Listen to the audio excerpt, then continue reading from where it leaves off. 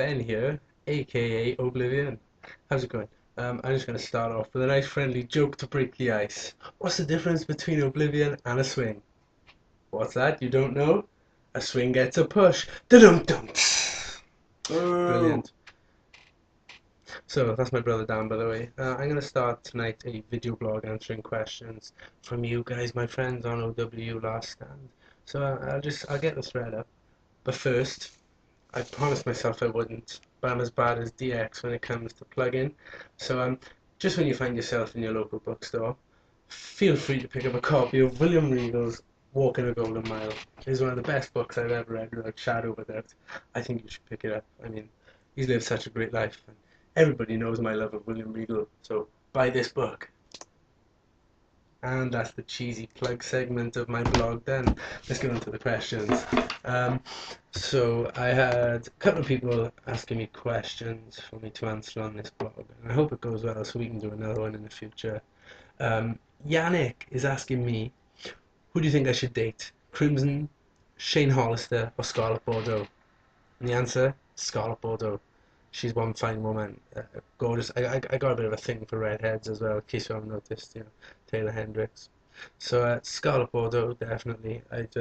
Yeah, try and keep it as PG as possible. And I'll just go to Yannick's other question actually because it's behind the reviews and I kind of just want to finish on that bit. So, who is the greatest German that ever lived? Well, other than die-hard legend Hans Gruber, it has got to be without shadow of a doubt Jan the man, you, my friends. And I didn't need the hint to decide that either. So, I gotta say Yannick is the greatest German to ever live. Sorted. Right, let's go on to our second question from Big Adam. Big Adam being Adam Carson. How's it going, mate? You alright up there in Morecambe? um, why haven't you had a rub in months? And why did you tell me? Well, the awkward moment where one of your friends online asks you why I haven't had a rub in months.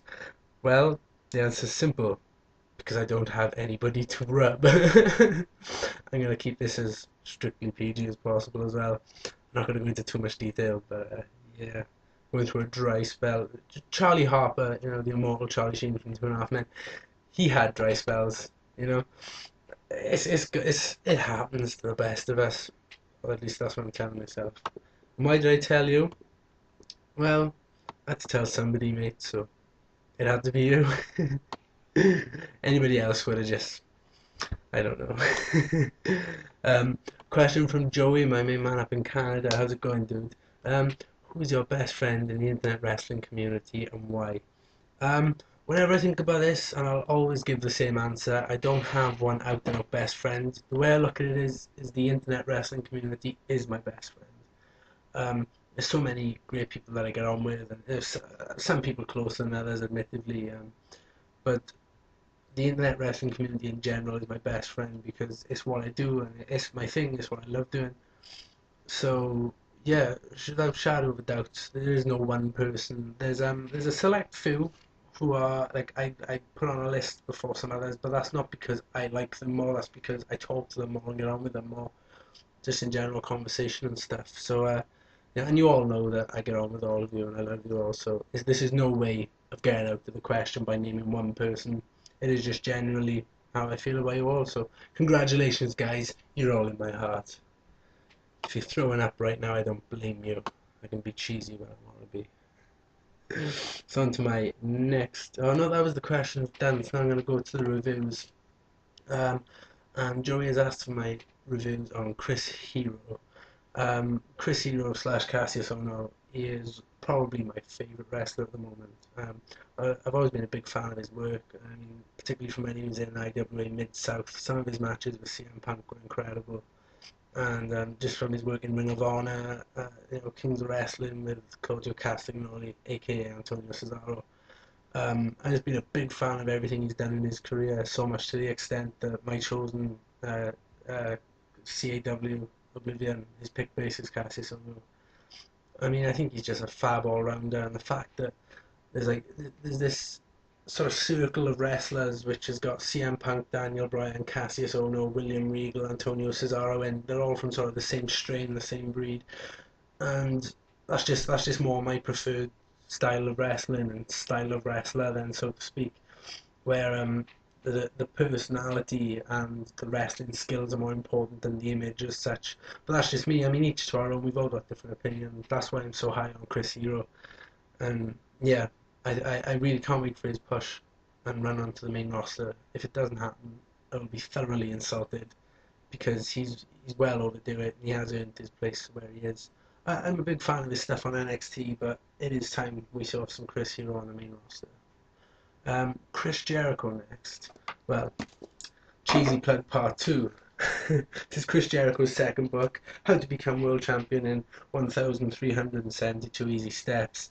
If you haven't read it, I would read this one too. I mean, I thought it was better than Lion's Tale. I did mention to a few of you on chat a couple of weeks ago. And just some of the stuff he talks about with Joni Lawler, also known as China. I mean, it's hilarious. His relationship with Vince McMahon and there's a lot of stuff with Fozzy in here too. It's not just a completely wrestling orientated book, So he's brilliant guy, Chris Jericho. For his wrestling work, I've been a big fan for years. And it only seems like the other day his debut in 1999 when he came out with The Rock, and just that pop has got to be one of my favorite pops of all time in wrestling. And just to where he is now, I mean, he's absolutely fantastic at what he does and he's a born entertainer. That's why he's a rock star as well as a wrestler, and he appeared on TV as a TV personality. So nothing but good things to say about Chris Jericho, especially when you look at the kind of guy that he is. He's happy to put Fandango over. Need I say anymore? I like Fandango, but there's not many guys that look at a new young up and come around saying, "Oh yeah, you know what? I'll give you your break. I'll give you your chance." But Chris Jericho's that guy. I mean, he came back at January 2012 purely to work up until SummerSlam to put guys over. I mean, you look at the run that he went through. He put Sheamus over at the Royal Rumble. He put Punk over at the Elimination Chamber. Punk over at WrestleMania. All the way down through. It's Chris Jericho. I can't say enough good things about really. So I'm gonna tie that one up before I babble on too much. CM Punk, best in the world. Best in the world, definitely. I mean, it's defining best in the world is hard, but at the moment, I can't think of somebody that is on WWE main roster, otherwise I'd have to put Cassius Ohno on this, that performs as entertaining as CM Punk does. Every match he has is always great. He's always fantastic on the mic. And bear in mind, I am a CM Punk mark long before the pipe bomb segment. That whole thing in 2011 in the summer. I mean, I was a big fan of all the Straight Edge Society stuff. That for me, I mean, with the whole Jeff Hardy thing and everything, it was brilliant. And then I won't lie, I'll be completely honest. When he came into ECW in 2006, I mean, I was quite a young wrestling fan at this point, but I didn't really think much of him because I didn't know much about his background and everything. But it was when he won the Money in the Bank, I think it was at WrestleMania 24, was when I really started to take notice of CM Punk's work. And that was when, to me, he appealed to me even more. And he showed in his first title run when he cashed in on Edge that he was capable at that level wrestling wise. Then as he got to turn heel and work the whole Jeff Hardy angle a year later, that was when he really came into his own on WWE TV. And since then, I've sort of gone back and watched all this stuff from the Indies and everything. Just not enough good things to say about CM Punk 2. I could keep going all day. I'm liking these reviews so far, by the way. You really got me into some deep shit. Dolph Ziggler. Um, well, I watched an interview with Paul Burchill recently, and he was talking about people on the roster and their spots and if they're earned by how hard your work ethic is. And he said, and this was back in 2010, by the way. He said, if work rate is anything to go by, then Dolph Ziggler should be the world heavyweight champion, and that was in 2010.